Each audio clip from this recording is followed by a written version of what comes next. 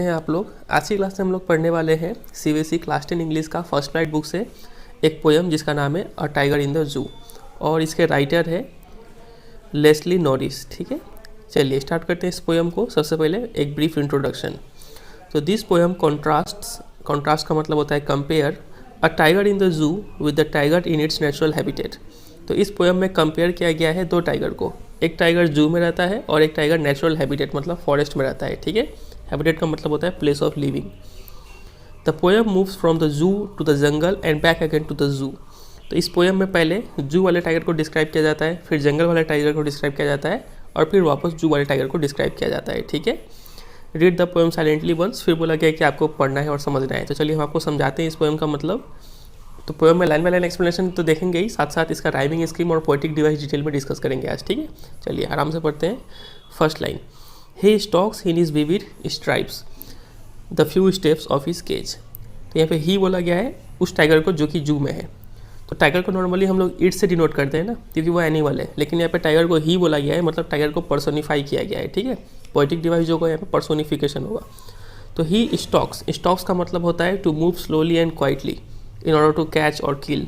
ठीक है, किसी को पकड़ने के लिए जैसे टाइगर धीरे धीरे चलता है तो वैसे ही बोलते हैं स्टॉक्स। ठीक है, तो ही स्टॉक्स इन हिज विविड का मतलब होता है ब्राइटली कलर्ड स्ट्राइप्स। ठीक है, आप पिक्चर में देख पा रहे हैं जो ब्लैक कलर का स्ट्राइप्स है उसको बोलते हैं ब्राइटली कलर्ड स्ट्राइप्स। ठीक है, तो उसके ऐसा रंग लेके, ऐसा कलर का स्किन लेके वो जो बाघ है वो ऐसे चले जा रहा है। ठीक है, कहाँ पे चल रहा है?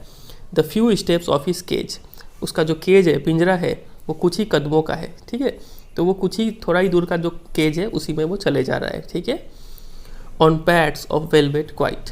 और पैड्स का मतलब होता है पॉज, टाइगर का पंजा। ठीक है, और उसका जो पंजा है वो वेलवेट की तरह है। वेलवेट, ठीक है, काफ़ी सॉफ्ट मटेरियल है। तो यहाँ पे उसके पंजे को वेलवेट के साथ तुलना किया गया है, और उस वजह से जब वो चलता है तो काफ़ी क्वाइट है वो। ठीक है, आवाज़ नहीं हो रहा है उसके पैरों का चलने का आवाज़। ठीक है, इन हिज क्वाइट रेज, और वो भी शांत है क्योंकि वो कुछ कर नहीं सकता है, हेल्पलेस है वो, लेकिन वो क्या है? रेज मतलब एंगर, काफ़ी ज़्यादा वो गुस्सा है। ठीक है, क्योंकि उसे कैद करके रखा गया है। ठीक है, यहाँ तक उम्मीद करते हैं फर्स्ट पैरा स्टैंजा समझ में आया होगा। चलिए हम लोग मूव करते हैं सेकंड स्टैंजा में। यहाँ लिखा हुआ है he should B lurking in Shadow.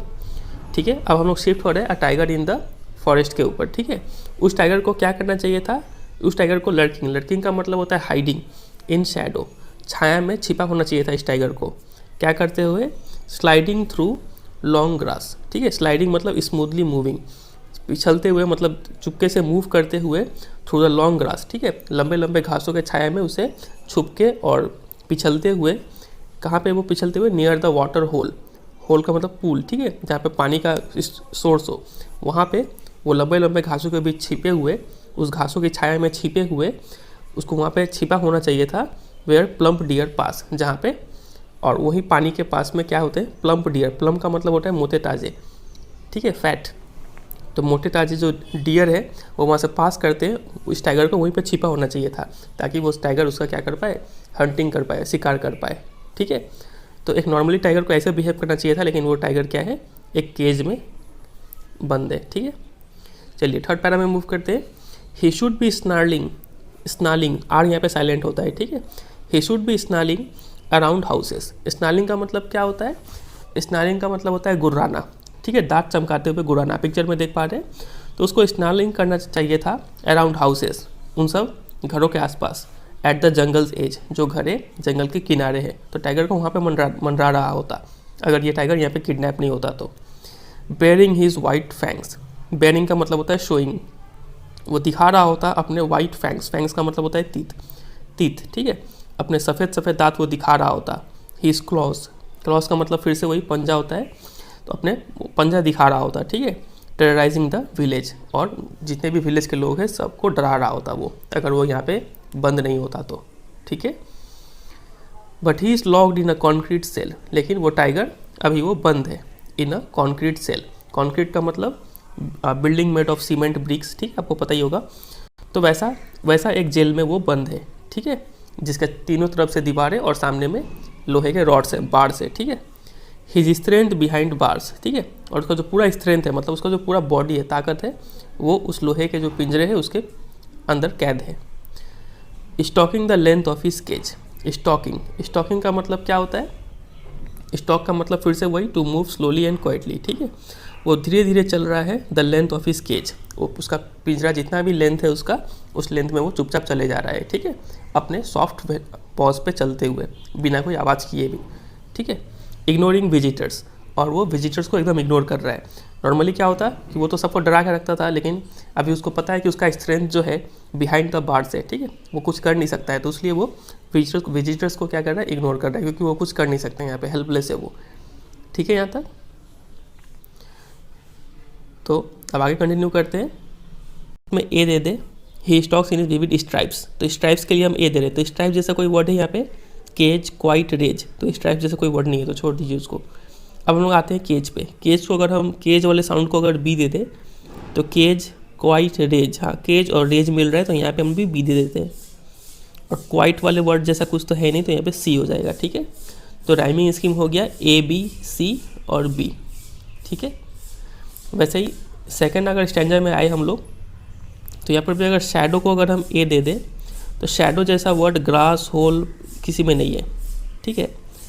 तो ग्रास को अगर हम बी दे दें यहाँ पे, तो ग्रास और पास, फिर यहाँ पे भी बी हो गया, और होल के लिए सी, तो ए बी सी बी। वैसे ए बी सी बी यहाँ पे भी आया था, सब में ए बी सी बी यही राइमिंग स्कीम है सबका ही, ठीक है। 1 2 3 4 5 पाँचों स्टैंजा में rhyming scheme A B C B है। चलिए राइमिंग स्कीम के ऊपर बात कर लिया, अब हम आते हैं पोएटिक डिवाइस के ऊपर, ठीक है।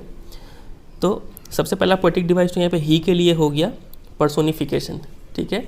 सेकंड अगर हम बात करें तो यहाँ पे लिखा गया था ऑन पैड्स ऑफ वेलवेट, मतलब उसका जो पैड है, पॉज है, पंजा है, उसको तुलना किया गया है वेलवेट मटेरियल के साथ। तो और यहाँ पे एज और लाइक जैसा वर्ड यूज़ नहीं किया गया है कंपैरिजन के लिए, ठीक है, डायरेक्ट कंपेयर कर दिया गया है, तो इसको यहाँ पे पोएटिक डिवाइस है मेटाफर, ठीक है। अगर एज और लाइक वर्ड यूज़ करके कंपेयर किया जाता ना तो पोएटिक डिवाइस हो जाता है यहाँ पे सिमिली, ठीक है, लेकिन अभी है यहाँ पे मेटाफर, ठीक है। 2 पोएटिक डिवाइस हुआ। तीसरे पे शिफ्ट कर रहे हैं अगर हम लोग, तो तीसरा पोएटिक डिवाइस आप देखें, फर्स्ट लाइन से जब सेकंड लाइन में आ रहे हैं तो यहाँ पे कोई पंचुएशन मार्क नहीं है, ठीक है, स्ट्राइप्स के बाद में, तो बिना पंचुएशन मार्क के फर्स्ट लाइन से सेकंड लाइन में आ रहे हैं, यहाँ पे पोएटिक डिवाइस हो गया एंजैम्पमेंट, ठीक है, इसको पहले भी समझा चुके हैं, एंजैम्पमेंट, ठीक है। तो ये हो गया तीसरा पोएटिक डिवाइस। अब आते हैं चौथे पोएटिक डिवाइस पे। तो चौथा पोएटिक डिवाइस है, अगर आप फर्स्ट लाइन देखें यहाँ पे, तो स्टॉक्स, हीज, स्ट्राइप्स, तो फर्स्ट लाइन में जो एस साउंड है वो कुछ ज़्यादा ही प्रोमिनेंट है, और एस एक कॉन्स्टेंट कॉन्सोनेंट है, तो इसीलिए यहाँ पे पोएटिक डिवाइस हो गया कॉन्सोनेंस, ठीक है। तो ये यहाँ पे पोएटिक डिवाइस हो गया। फिर अगर आप थर्ड और फोर्थ लाइन को देखें तो यहाँ पे एक वर्ड है क्वाइट, और यहाँ पर फिर से क्वाइट, तो 2 वर्ड रिपीट हो रहा है, तो यहाँ पे पोएटिक डिवाइस हो गया रिपीटिशन, ठीक है। चलिए, तो हम बात कर लिया फर्स्ट स्टैंजा का। अब आते हैं सेकंड स्टैंजा पे। तो सेकंड स्टैंजा पे अगर हम देखें यहाँ पे, तो आप यहाँ पे देखेंगे प्लम्प और पास, ठीक है। 2 जो साउंड है प्लम्प और पास, दोनों साउंड यहाँ पे रिपीट हो रहा है, पीपी का साउंड, ठीक है, तो इसलिए यहाँ पे पोएटिक डिवाइस हो गया एलिटरेशन, ठीक है। और यहाँ पे ग्रास से लेके होल पे जब पास कर रहे हैं तो विदाउट पंचुएशन मार्क है यहाँ से यहाँ पे, तो यहाँ पे भी पोएटिक डिवाइस हो गया एंजैम्पमेंट। सिमिलरली यहाँ पे भी हो गया एंजैम्पमेंट, थर्ड टू फोर्थ लाइन जब आते हैं, ठीक है। चलिए अब आते हैं थर्ड स्टैंजा पे। थर्ड स्टैंजा में पहला पोएटिक डिवाइस है, तो ये रहा, यहाँ से यहाँ जब शिफ्ट कर रहे हैं तो कोई पंचुएशन मार्क नहीं है, तो एंजैम्पमेंट तो फर्स्ट हो गया ही। उसके बाद आप यहाँ पे देखें कि शुड, अराउंड, हाउसेस, ठीक है, ओ साउंड कुछ ज़्यादा ही प्रोमिनेंट हो रहा है, तो यहाँ पे जो ओ एक वॉवेल हो गया, तो यहाँ पे जो पोएटिक डिवाइस हो गया वो हो गया असोनेंस, ठीक है। और उसके बाद हीज, फैंग्स, क्लॉज, यहाँ पे भी एस साउंड ज़्यादा प्रोमिनेंट हो रहा है, तो यहाँ पे भी हो गया पोएटिक डिवाइस कॉन्सोनेंस। एस एक कॉन्स्टेंट है तो कॉन्सोनेंट है तो कॉन्सोनेंस, और वॉवेल का साउंड अगर प्रोमिनेंट होता है तो एसोनेंस, ठीक है। तो ये 3 हो गया यहाँ का। अब हम लोग मूव करते हैं स्टैंजा 4 पे। स्टैंजा 4 में अगर आप देखें तो ये रहा, behind bars, B sound prominent हो रहा है, बी साउंड रिपीट हो रहा है, तो यहाँ पे पोएटिक डिवाइस हो गया एलिटरेशन। अब आप बोलेंगे कि यहाँ पे पोएटिक डिवाइस क्या होगा, कॉन्क्रीट सेल सीसी है, तो यहाँ पे भी एलिट्रेशन होना चाहिए, नहीं, यहाँ पे एलिट्रेशन नहीं होगा, क्योंकि एलिट्रेशन साउंड के बेसिस पे लगता है। यहाँ पे आप इसको बोलेंगे कॉन्क्रीट, क आ रहा है यहाँ पे, और यहाँ पे सेल, यहाँ पे स आ रहा है, तो साउंड सेम नहीं है, तो यहाँ पे एलिट्रेशन नहीं होगा यहाँ पे कॉन्क्रीट सेल में, ठीक है। और उसके बाद यहाँ पे अगर आप देखें his, strength, bars, S sound repeat हो रहा है इस लाइन में, सेकेंड लाइन में, तो यहाँ पे भी पोएटिक डिवाइस हो गया। एस साउंड के लिए क्या था, कॉन्सोनेंट्स, ठीक है। चलिए अब हम लोग मूव करते हैं फिफ्थ स्टैंजा पे। फिफ्थ स्टैंजा जो कि है यहाँ पे अगर आप देखें तो फिर से यहाँ पे विदाउट पंजुएशन मार्क थर्ड से फोर्थ में शिफ्ट हो रहे हैं। तो यहाँ पे पोएटिक डिवाइस आपको पता है क्या हो गया, एंजाइममेंट। दूसरा अब यहाँ पे देखें ही हियर्स, ठीक है, तो ह साउंड रिपीट हो रहा है यहाँ पे, तो यहाँ पे हो गया पोएटिक डिवाइस एलिटरेशन, ठीक है। तीसरा अगर बात करें कि यहाँ पे है विथ हीज ब्रिलियंट आईज, ठीक है, तो आई साउंड ज़्यादा ही रिपीट हो रहा है। तो आई साउंड के लिए क्या था, एक आई एक ववेल है, तो पोएटिक डिवाइस हो गया यहाँ पे असोनेंस, ठीक है। तो ये सब हो गया जो टोटल पोएटिक डिवाइस जो यहाँ पे यूज़ हुआ है, वो टोटल अब यहाँ मैंने बता दिया आपको, ठीक है। चलिए फिर इतना ये पोएम, उम्मीद करते हैं आपको पोएम समझ में आया होगा, और वीडियो अच्छा लगा तो वीडियो